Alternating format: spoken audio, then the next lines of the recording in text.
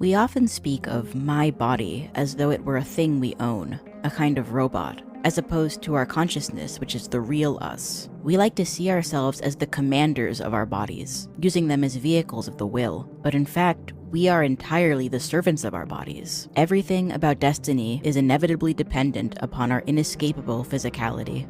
Written and illustrated by Haruko Ichikawa, Land of the Lustrous is a manga series that tells the story of a post-apocalyptic Earth inhabited by the Lustrous, a small group of immortal, genderless humanoids with bodies made from gemstones. The Lustrous don't eat, reproduce, or age, but they're brittle. They're able to crack or even shatter. The fragility of the main character's body allows for a coming-of-age and trauma narrative that manages to be wholly divorced from the human milestones we associate with change. We don't see them physically grow up, but traumatic events cause them to literally lose parts of their body. And this destruction of the body should be horrifying. And I guess in an abstract sense it kind of is. But the visceral, disgusted reaction to the destruction of a human body is replaced here with the fascination of looking at beautiful jewels. I love body horror narratives, stories about grotesque transformation or desecration of the body. These themes reflect my own complicated, at times adversarial relationship with my own body. They touch on deep-rooted fears like my body betraying me, being violated, being corrupted, or changing beyond recognition. At the same time, I often feel trapped in my own body, struggling with chronic pain and fatigue, with weakness and self-consciousness, and with gender dysphoria.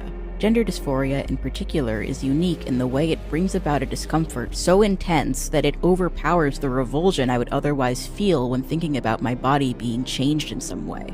In that sense, body horror isn't horrifying, it's liberating. And that ambivalence is represented in my work by the crystals. They're localized mostly in the legs, back, and left shoulder because my chronic pain is worst in those spots. The crystals aren't there to pretend that my pain is somehow beautiful. Rather, they're there to remind me that I don't really own my body, that I am, in many ways, a guest in my own house, but not in every way.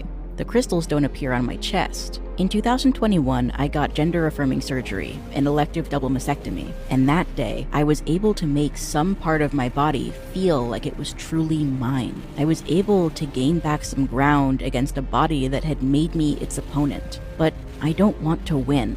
I want to be on the same side.